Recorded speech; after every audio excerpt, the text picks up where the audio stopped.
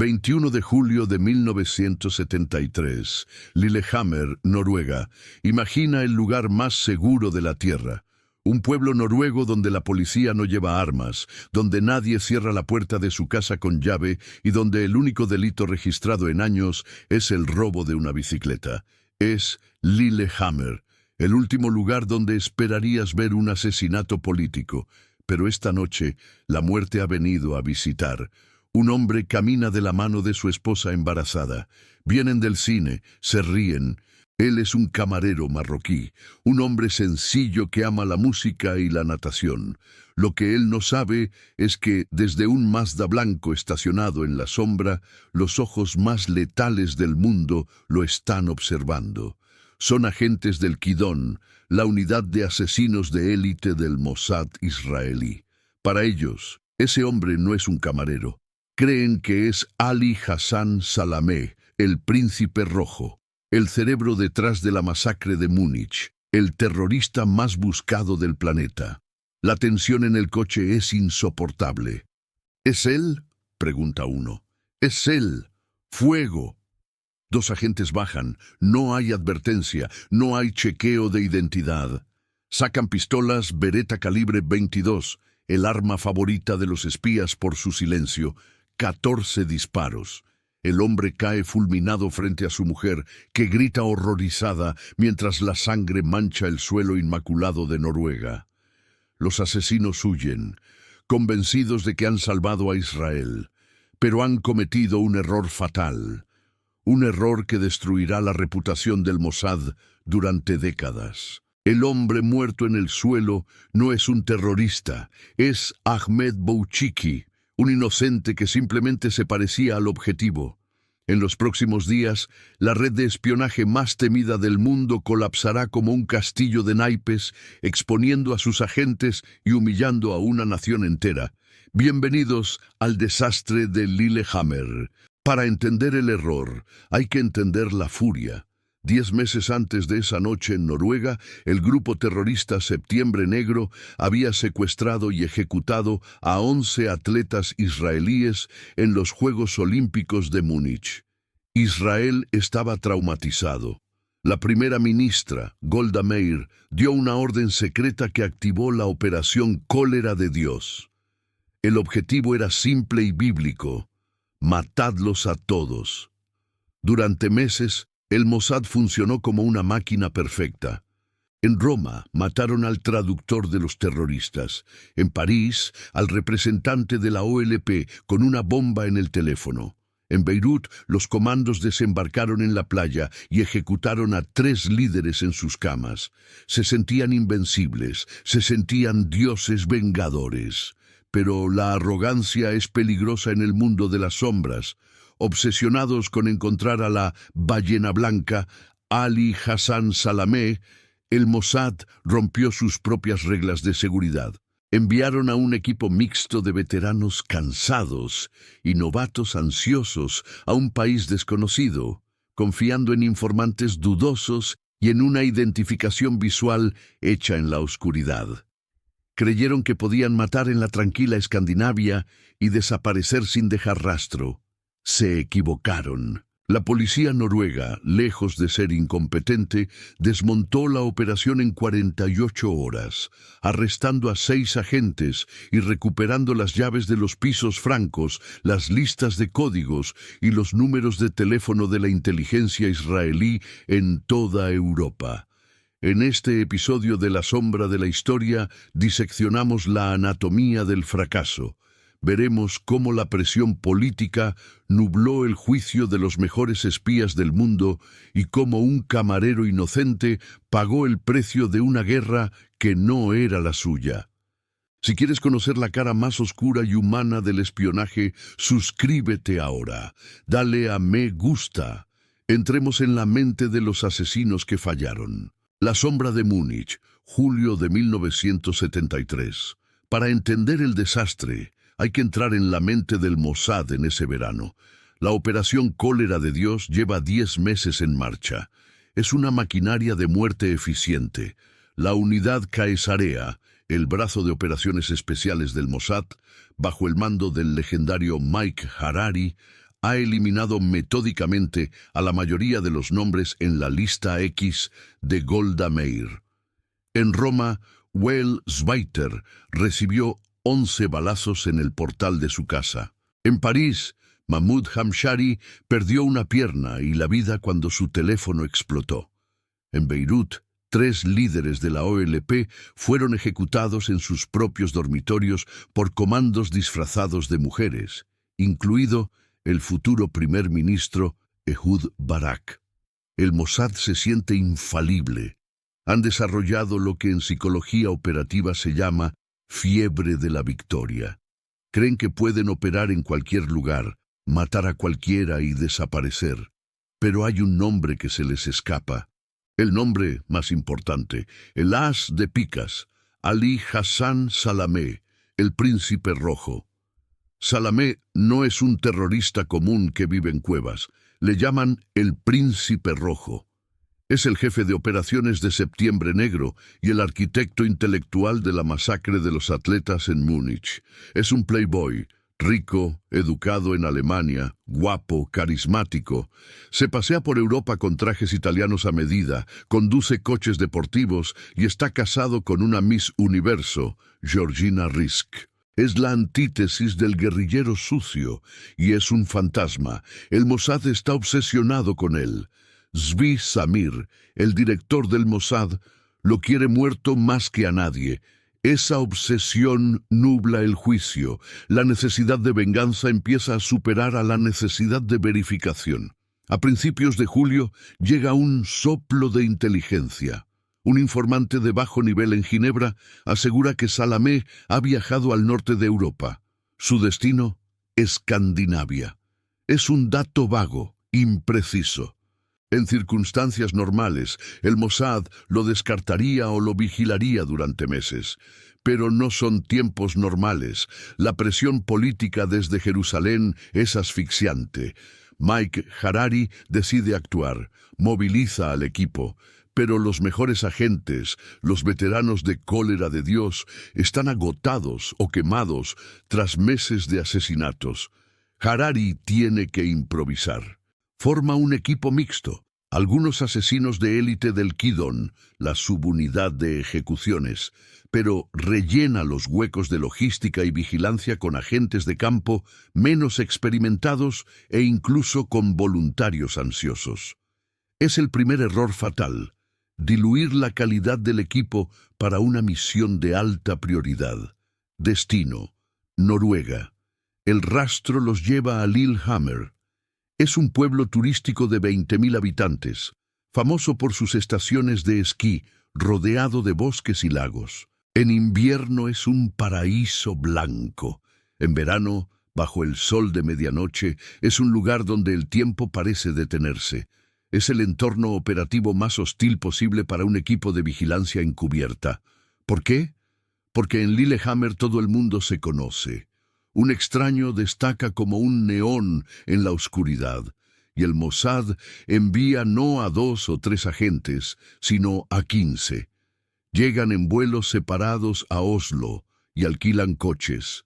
Se comunican por radio en frecuencias abiertas. Se alojan en hoteles locales usando nombres falsos que apenas resisten una comprobación básica.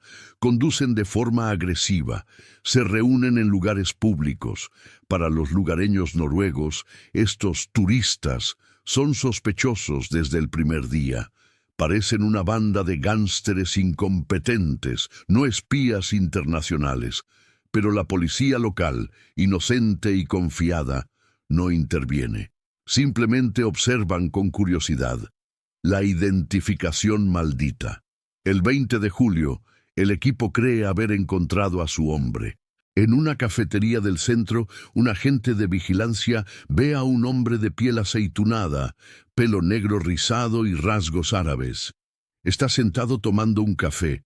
Habla francés. El agente compara la cara del hombre con una fotografía borrosa de Ali Hassan Salamé, tomada hace años en Alemania. Hay un parecido, la nariz, la línea de la mandíbula. Pero no es idéntico. Aquí entra en juego el sesgo de confirmación. El cerebro humano ve lo que quiere ver. El equipo necesita que sea Salamé. Han volado hasta el círculo polar ártico para matarlo. No quieren volver a casa con las manos vacías. Entonces ocurre la coincidencia maldita que sella el destino del inocente. El hombre del café se encuentra brevemente con otro árabe, Kamal Benamane. Benamane sí es un conocido correo de la OLP. El Mossad sabe quién es. La lógica del equipo es, si este hombre se reúne con un correo de la OLP en medio de la nada en Noruega, tiene que ser el jefe, tiene que ser Salamé. Mike Harari, desde su posición de mando, recibe el informe. Contacto positivo. El objetivo se ha reunido con Benamane. Identificación visual confirmada al 90%. Harari da la luz verde. Nadie se detiene a investigar a fondo al objetivo. Si lo hubieran hecho, habrían descubierto que el hombre llevaba viviendo en Lillehammer varios años, que trabajaba legalmente en la piscina municipal y que estaba esperando un hijo. Ali Hassan Salamé jamás trabajaría en una piscina pública. Pero la maquinaria de matar ya está en movimiento. El objetivo, Ahmed Bouchiki. El hombre no es el príncipe rojo, es Ahmed Bouchiki. Nació en Marruecos.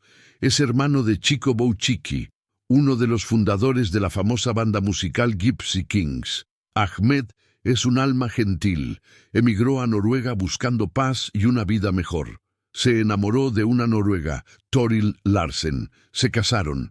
Ella está embarazada de 7 meses. Ahmed es conocido y querido en el pueblo. Es el tipo que te sonríe al servirte el café, el que ayuda a los niños en la piscina. Esa tarde del 21 de julio, Ahmed no piensa en política internacional, piensa en que tiene la noche libre. Invita a Toril al cine. Van a ver una película americana. Compran palomitas, se ríen. Mientras están sentados en la oscuridad del cine, afuera, en el aparcamiento, el equipo de ataque Kidon está haciendo los últimos chequeos de armas. Revisan las Beretas calibre 22. Cargan munición de punta hueca para asegurar el daño máximo con un calibre pequeño. El asesino principal, un veterano frío y calculador, se mentaliza.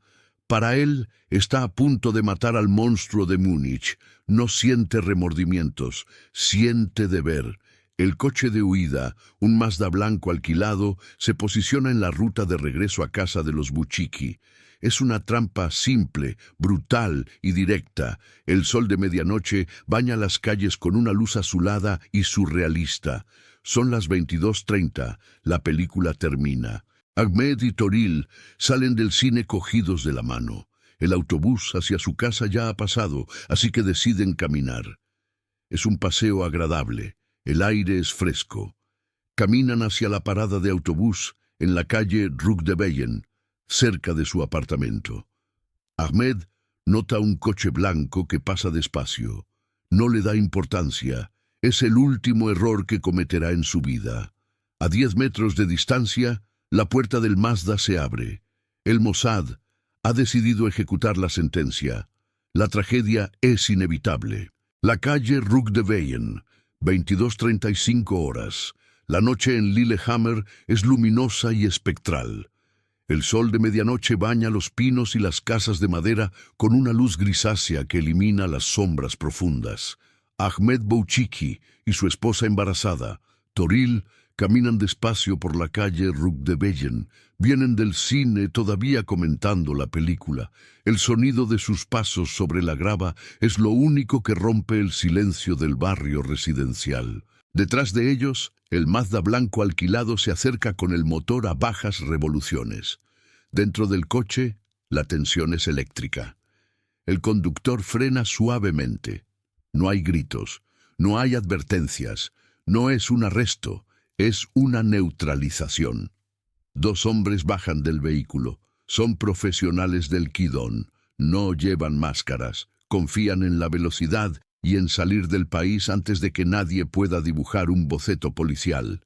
Empuñan pistolas Beretta modelo 71, calibre .22 LR. Este es el sello de identidad del Mossad. El calibre 22 es pequeño, una bala de jardinero.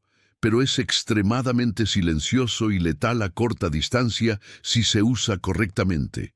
La bala entra en el cráneo y rebota dentro, destruyendo el cerebro sin salir. Además, tiene poco retroceso, permitiendo disparos rápidos y agrupados. Ahmed se gira al oír las puertas cerrarse. Ve a dos extraños acercándose rápido.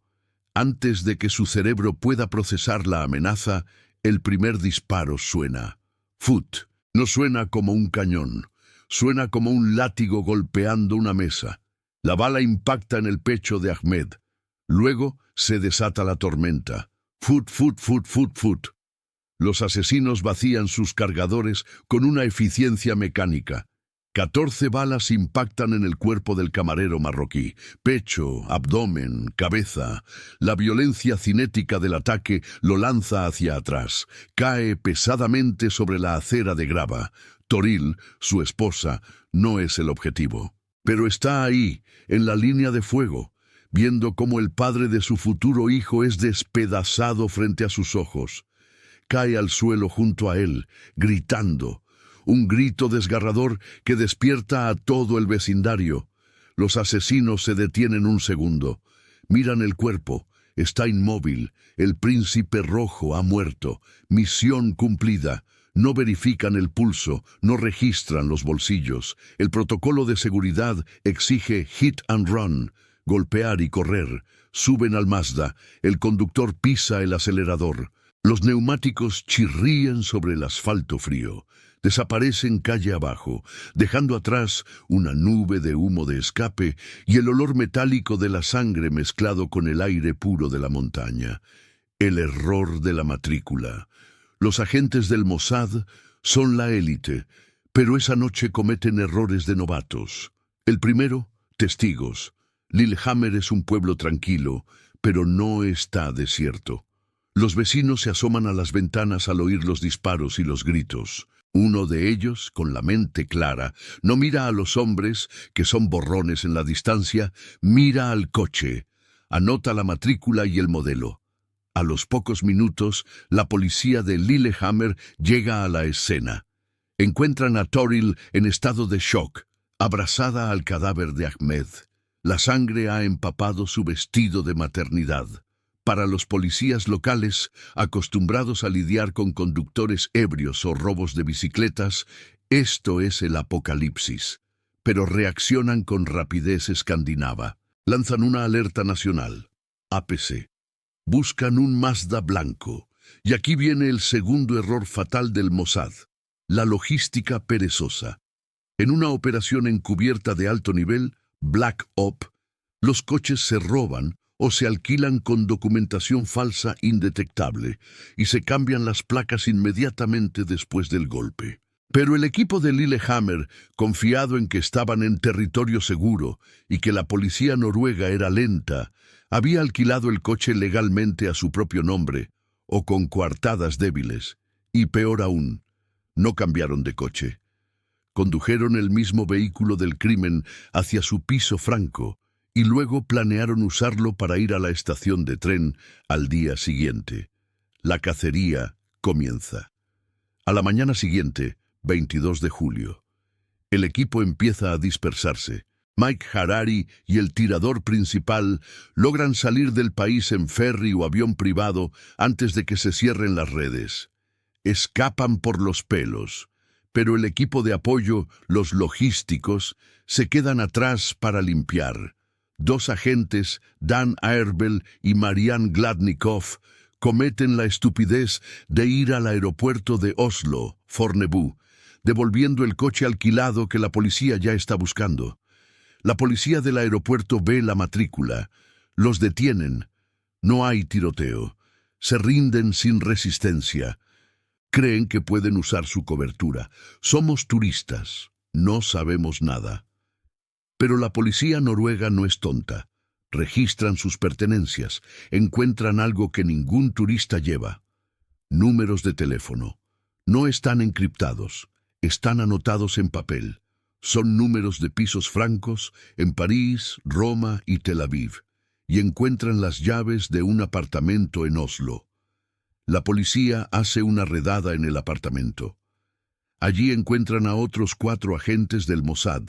Están haciendo las maletas. Tienen mapas, dinero en efectivo en varias divisas, radios de frecuencia corta y la prueba definitiva, las pistolas Beretta.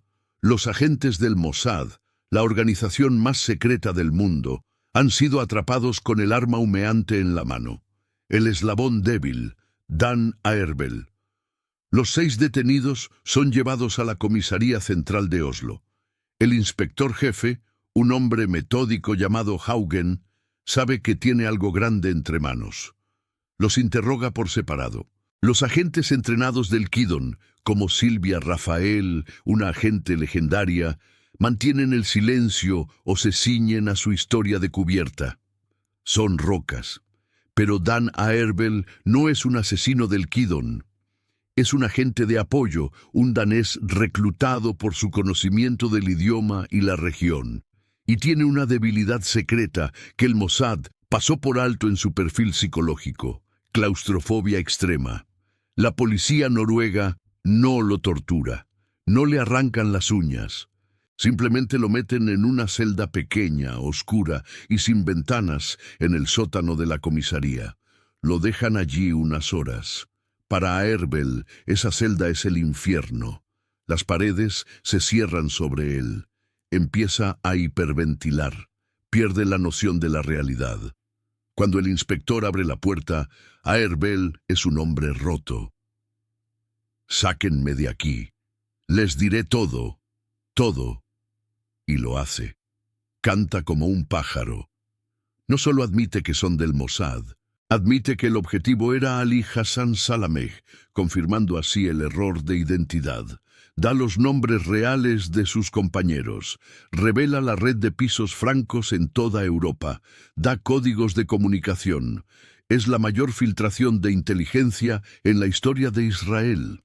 En cuestión de horas, la policía noruega tiene el organigrama completo de la operación Cólera de Dios sobre su escritorio. La confirmación del horror. Mientras tanto, en la morgue de Lillehammer, el forense termina la autopsia de Ahmed Bouchiki. Sus huellas dactilares se envían a Interpol. La respuesta llega rápido, sin antecedentes. No es terrorista, no es activista, no tiene vínculos con la OLP. Es un camarero. La noticia explota en los teletipos de todo el mundo. Mossad asesina a inocente en Noruega. En Tel Aviv, Golda Meir recibe la llamada en plena noche. Su cara palidece. Se da cuenta de que la operación de venganza, que debía restaurar el honor de Israel, acaba de mancharlo con sangre inocente. El príncipe rojo, Ali Hassan Salameh, está vivo, probablemente riéndose en Beirut, y 6 agentes israelíes están presos en una democracia europea, a punto de ser juzgados por asesinato premeditado. El desastre es total. El circo de Oslo, enero de 1974. Tribunal de Eidsivating, Oslo. Si la ejecución en Lillehammer fue una tragedia, el juicio posterior fue una farsa que destruyó el mito de la invencibilidad israelí. El mundo estaba acostumbrado a ver a los espías como figuras de sombra, tipos al estilo James Bond que nunca son atrapados, o si lo son, mueren con una cápsula de cianuro. Pero en Oslo, el público vio algo patético: a 5 agentes de la inteligencia más temida del mundo sentados en el banquillo, esposados, confundidos y delatándose unos a otros. El 6º detenido, Michael Dorf, fue absuelto de cargos mayores por colaborar. La sala del tribunal estaba abarrotada. Periodistas de todo el planeta, desde el New York Times hasta Der Spiegel, se agolpaban para ver las caras de los asesinos. Y las caras que vieron no eran las de monstruos. Estaba Silvia Rafael, una agente legendaria nacida en Sudáfrica, fotógrafa de combate, culta y hermosa. Había vivido infiltrada en Jordania y París. Era la Mata Hari del Mossad. Ahora estaba reducida a una acusada por complicidad en asesinato. Estaba Dan Aerbel, el eslabón débil, sudando en su traje, con la mirada perdida del hombre que sabe que ha traicionado a su país por miedo a una celda cerrada. Y estaba Marianne Gladnikov, una analista de bajo nivel que parecía una bibliotecaria asustada.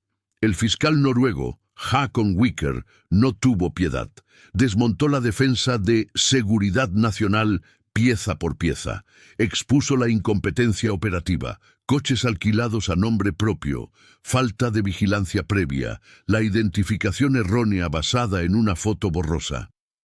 Para Israel, cada día de juicio era una hemorragia diplomática. La defensa intentó argumentar que estaban en una guerra secreta contra el terrorismo. El juez noruego respondió con la frialdad de la ley. En Noruega no hay guerras secretas. Aquí hay un asesinato de un hombre desarmado que volvía del cine con su mujer embarazada.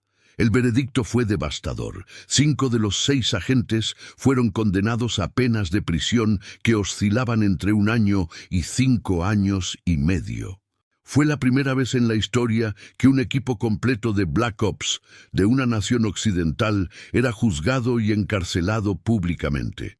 La red al desnudo. Pero el daño real no estaba en la cárcel de Oslo. Estaba en los archivos de inteligencia de toda Europa. La confesión de Dan a Erbel había sido catastrófica. Había entregado no solo la operación de Lillehammer, sino toda la infraestructura del Mossad en el continente. La policía noruega compartió la información con sus homólogos europeos. De repente, pisos francos en París, que habían sido seguros durante años, tuvieron que ser abandonados a toda prisa. Números de teléfono que conectaban con la sede del Mossad en Tel Aviv fueron desconectados. Cuentas bancarias secretas en Suiza y Londres fueron congeladas. Agentes durmientes, cazas, que llevaban décadas construyendo sus coartadas, tuvieron que hacer las maletas y huir a Israel en el primer vuelo, quemando sus identidades para siempre. La red de cólera de Dios quedó ciega y sorda. Los servicios de inteligencia europeos, MI6, DGSE, BND, que hasta entonces habían hecho la vista gorda ante las actividades de Israel, mientras maten terroristas y no a nuestros ciudadanos, miramos a otro lado, se vieron obligados a trazar una línea roja. El mensaje diplomático a Golda Meir fue unánime y brutal. Se acabó. No podéis usar Europa como vuestro campo de tiro privado. Golda Meir, la dama de hierro de Israel, estaba destrozada. Había autorizado la operación para proteger a su pueblo, y ahora Israel era visto no como la víctima de Múnich, sino como un Estado que enviaba escuadrones de la muerte incompetentes a países amigos. El jefe del Mossad, Zvi Samir, ofreció su dimisión. Mike Harari, el jefe de la unidad Caesarea y arquitecto del desastre, que había logrado escapar de Noruega horas antes de las detenciones, presentó su renuncia irrevocable. Golda Meir la rechazó. No podemos permitirnos perderte ahora. Pero congela todo. Cólera de Dios se detiene. La maquinaria de venganza se apagó. El silencio cayó sobre Tel Aviv. La risa del fantasma. Mientras el Mossad se lamía las heridas, en Beirut un hombre reía. Ali Hassan Salamé. El verdadero príncipe rojo estaba vivo, bronceado y más arrogante que nunca. Para Salamé, el error de Lillehammer fue el mejor regalo de propaganda que podría haber soñado.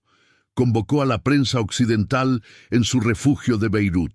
Se dejó fotografiar sonriendo, rodeado de guardaespaldas con AK-47. Dio entrevistas al Washington Post. «Miren a estos aficionados», decía, burlándose del Mossad. «Matan a camareros, matan a inocentes, y yo estoy aquí, bebiendo café». Salamé se convirtió en una celebridad del terror. Se sentía intocable. Creía que había ganado la partida de ajedrez mental. Pensaba que Israel, humillado y bajo presión internacional, nunca se atrevería a intentar matarlo de nuevo. Empezó a relajar su seguridad. Viajaba más abiertamente. Se casó con la Miss Universo Georgina Risk y llevaban una vida social activa en el Líbano. Incluso empezó a tener contactos secretos con la CIA, creyendo que los estadounidenses lo protegerían a cambio de garantizar la seguridad de los diplomáticos de EU en Beirut. Salamé no entendía la psique israelí. No entendía que la humillación no genera rendición, genera una paciencia fría y mortal. En la sede del Mossad, en un despacho sin ventanas, la foto de Salamé no se quitó de la pared. Al contrario, se marcó con un círculo rojo más grueso. Mike Harari, aunque oficialmente quemado, juró que no se retiraría hasta corregir el error. Lillehammer no fue el final de la casa, fue solo una pausa táctica. La viuda y la hija. Lejos de la geopolítica, en la pequeña casa de madera en la calle Rugdeveien, la tragedia era humana. Toril Larsen, la viuda, dio a luz a una niña pocos meses después del asesinato. La llamó Hilde. Hilde creció sin padre. Creció sabiendo que su padre había muerto porque se parecía a otra persona. Durante años, Israel se negó a admitir oficialmente la responsabilidad. Mantenían la línea de sin comentarios. Fue una segunda herida para la familia. No solo les habían robado a Ahmed, sino que les negaban la verdad. Tuvieron que pasar 23 años. En 1996, en un acuerdo extrajudicial discreto, el gobierno de Israel finalmente pagó una indemnización a la familia Bouchiki, unos $400,000 de la época. No hubo una disculpa pública televisada, pero hubo un reconocimiento tácito. Lo sentimos, nos equivocamos. Pero el dinero no borra la imagen de esa noche de julio. Para Toril, cada vez que veía un Mazda blanco, el corazón se le detenía. Para el Mossad, Lillehammer se convirtió en una palabra maldita. Se enseña hoy en la Academia de Espías como el ejemplo perfecto de fallo de inteligencia catastrófico. Lección número 1. La confirmación visual nunca es suficiente. Lección número 2. La arrogancia mata, pero la historia no podía terminar así. El libro de cuentas estaba desequilibrado. Un inocente había muerto y el culpable seguía libre. El Mossad tenía una deuda de sangre. Y 5 años después, en 1979, decidirían cobrarla. Esta vez no enviarían a un equipo de 15 personas a un pueblo tranquilo. Esta vez enviarían a una sola mujer, una pintora excéntrica llamada Erika Chambers, al corazón de la guarida del lobo en Beirut. Y esta vez no usarían balas pequeñas, usarían 100 kilos de explosivos. El fantasma de Beirut, enero de 1979, Líbano. Han pasado 5 años y medio desde el desastre de Noruega. El mundo ha olvidado a Ahmed Bouchiki. El Mossad, no. En la sede de Tel Aviv, el expediente de Ali Hassan Salamé sigue abierto sobre el escritorio de Mike Harari. Harari, el hombre que orquestó el fracaso de Lillehammer, no dimitió. Se quedó en las sombras, reconstruyendo la unidad quesarea, esperando el momento. Aprendieron la lección. Nada de equipos grandes, nada de improvisación, nada de prisas. Esta vez la cacería es lenta, silenciosa y quirúrgica. Salamé vive en Beirut como un rey. Se siente intocable. Se ha casado con Georgina Risk, Miss Universo 1971. Tienen un apartamento de lujo en la calle Verdún. Conduce un Chevrolet Station Wagon blindado, seguido siempre por un Land Rover lleno de guardaespaldas armados hasta los dientes. Cree que la CIA, con la que mantiene contactos secretos, es su escudo.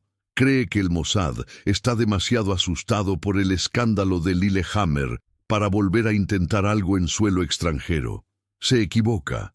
El Mossad ya está allí, pero esta vez no son turistas en coches alquilados.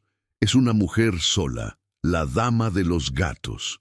Su nombre en clave es Penélope. Su identidad de cubierta es Erika Chambers, una ciudadana británica, excéntrica, solitaria y amante de los gatos. Erika llega a Beirut en 1978. Alquila un apartamento en el 8º piso del edificio Anis Asaf. No es un apartamento elegido al azar. Su balcón tiene una vista perfecta de la calle Beca, justo por donde Salameh pasa todos los días al volver del gimnasio. Erika se integra, pinta cuadros en su balcón, alimenta a los gatos callejeros, saluda a los vecinos, es invisible. Mientras ella vigila desde arriba, otro equipo del Mossad, los Sayanim, ayudantes locales, prepara el arma. No usarán pistolas de calibre .22 esta vez. Quieren certeza absoluta. Compran un Volkswagen Escarabajo de color rojo. Lo llevan a un garaje clandestino. Desmontan el chasis y lo llenan con 100 kilogramos de exógeno, RDX, un explosivo militar de alta velocidad. También añaden metralla de acero para asegurar la letalidad. El coche se aparca en la calle Beca, justo debajo del balcón de Erika Chambers. Se convierte en parte del paisaje urbano. Un coche más en el tráfico caótico de Beirut. El día del juicio. 22 de enero de 1979, 15:30 horas. La rutina mata, y Salameh es un hombre de rutinas. Sale del gimnasio, recién duchado, oliendo a colonia cara. Sube a su Chevrolet blindado. Su convoy arranca, el Chevrolet delante, el Land Rover de escolta detrás. Recorren las calles de Beirut a velocidad moderada. En el 8º piso, Erika Chambers está en el balcón. Tiene un lienzo frente a ella, fingiendo pintar. En su mano no tiene un pincel, tiene un transmisor de radio detonador. Su corazón late lento. Es una profesional fría. No hay dudas, no hay temblores. Ve el Chevrolet de Salameh girar la esquina. Verifica visualmente. Esta vez no hay fotos borrosas. Es él, el príncipe rojo. El convoy se acerca al Volkswagen aparcado. Erika espera. Tiene que ser perfecto. Si detona un segundo antes, el blindaje del coche podría salvarlo. Si detona un segundo después, fallará. El Chevrolet pasa justo al lado del Volkswagen rojo. Erika presiona el botón. El infierno en la tierra. ¡Boom! La explosión no se escucha. Se siente en el pecho a kilómetros de distancia. Beirut tiembla. Los 100 kilos de RDX vaporizan el Volkswagen. La onda expansiva es tan brutal que arranca las puertas blindadas del Chevrolet de Salameh y lo lanza a través de la calle. El Land Rover de los escoltas vuelca y se incendia. Cristales de los edificios cercanos llueven sobre la acera como cuchillos. Una nube de humo negro y denso se eleva sobre el barrio de Hamra. Erika Chambers no se queda a mirar. Deja el transmisor, recoge su bolso y sale del apartamento con calma. En la calle, el caos es total. Gritos, sirenas, fuego. Los guardaespaldas supervivientes sacan a Salameh del chasis retorcido. El príncipe rojo no está muerto todavía, pero el impacto le ha incrustado una pieza de metal en el cráneo y le ha destrozado el pecho. Lo llevan al hospital de la Universidad Americana. Los médicos intentan operarlo durante 4 horas. A las 16:03, el monitor cardíaco se queda plano. Ali Hassan Salameh, el arquitecto de Múnich, ha muerto. El Mossad ha cerrado el expediente. El balance final. Erika Chambers y los otros agentes del equipo de Beirut desaparecen sin dejar rastro. Algunos dicen que salieron en barco hacia Chipre, otros que cruzaron la frontera hacia Israel en una operación de extracción nocturna. Nunca fueron capturados. A diferencia de Lillehammer, esta operación fue técnicamente perfecta, pero moralmente el costo siguió siendo alto. La explosión no solo mató a Salameh y a sus 4 guardaespaldas, también mató a 4 transeúntes inocentes que pasaban por la calle, incluida una monja alemana y una secretaria británica. Hirió a otras 18 personas. Fue una venganza sucia, brutal y definitiva. En Tel Aviv no hubo celebraciones públicas, solo un suspiro de alivio en las oficinas de inteligencia. Mike Harari, observando desde la distancia, Dicen que estaba en un barco frente a la costa de Beirut, escuchando la radio. Finalmente pudo descansar. Había corregido su error profesional, aunque la mancha de Lillehammer nunca se borraría de su historial. El legado de un error. ¿Qué aprendió el mundo de esta saga de 6 años?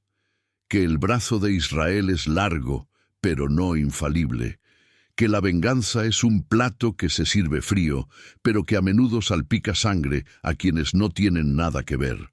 Ahmed Bouchigi, el camarero de Lillehammer, sigue enterrado en Marruecos. Su hijo, que nació después de su muerte, creció sin él. La familia Bouchigi recibió dinero, sí, pero el dinero no compra el tiempo. El error de Lillehammer cambió para siempre las reglas del juego del espionaje. Obligó al Mossad a implementar protocolos de doble y triple verificación, Red Teams, antes de cualquier asesinato selectivo. Hoy, cuando un dron israelí sobrevuela un objetivo en Gaza o Teherán, los operadores en la sala de control tienen la sombra de Lillehammer sobre sus hombros, recordándoles una sola cosa: estad seguros, estad absolutamente seguros, porque si falláis, la historia no perdona. En 1996, Israel indemnizó a la familia Bouchigi. Ali Hassan Salameh fue enterrado como un héroe en Beirut. Mike Harari murió en su cama en Tel Aviv a los 87 años, considerado una leyenda del espionaje. El precio de la venganza siempre lo pagan los inocentes.